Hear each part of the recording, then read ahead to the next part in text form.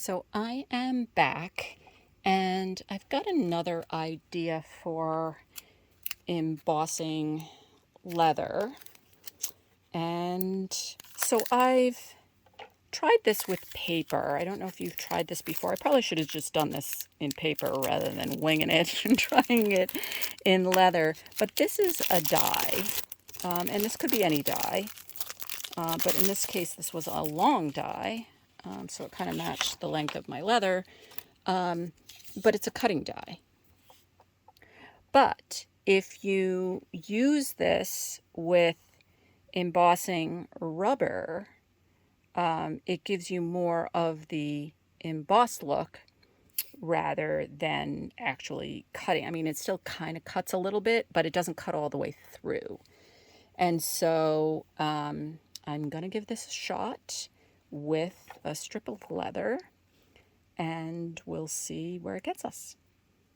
So I'm going to try and get everything set up, and when I am, I will be back. Okay, I am back. So I changed my mind and decided to use one of these pre-made bracelets again. So I think I explained in my first video in this leather series that I taped the whole series, lost about half of them, so I'm trying to put together and patch together old pieces and new pieces. And for the most part, I'm going to be using just strips of leather that I've cut. You can cut in the leather with rotary tools if you've got that in a straight edge. I happen to have an AccuCut machine with a die called Strip Maker, and they still sell these. And they come in different widths. So generally I like the 3/4 of an inch. And so that's what I use to cut most of the strips that are in my examples. But today I'm using a pre-made leather bracelet that you can find at leather stores and Amazon and that sort of thing. So I have, as I showed in my first video, I have sprayed this with water until the water starts to slow down soaking in. The leather needs to be wet in order for it to do anything. And then we're going to cover it with the embossing rubber. So we always need the embossing rubber.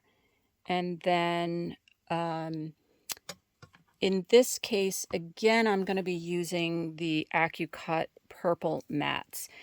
If I was using the regular leather, I could use the leather that I just cut from, these strips. Sorry, I can't talk. These flat strips, I could just come through with my normal embossing platform, plate, whatever, that I normally use with this gray leather. But in this case, I didn't want anything in and around these snaps. You can't really see. There's the other side. So I didn't really want the other side, the snaps being involved in any way with the die, if I can at all avoid it, because I'm not sure if it will get wrecked that way. So this plate is actually not large enough to line up and fill the whole way out to the snaps. So I'm going to fill in with another piece of a mat that I've cut down using metal shear. So this is the same mat. It was just a different piece that I use metal shears to cut down. And I generally have like different sizes of these pieces floating around because dies won't cut, embossing folders won't emboss, and any of that work that you're doing with these die cut machines don't work without these plates on top of it. And then embossing doesn't work without the rubber. So in this case, again, we're not cutting with the blades in this die. We just want it to emboss. So we're putting the part that we want to be embossed face down onto the die, embossing folder or embossing rubber on top of that, and then the plate on top of that.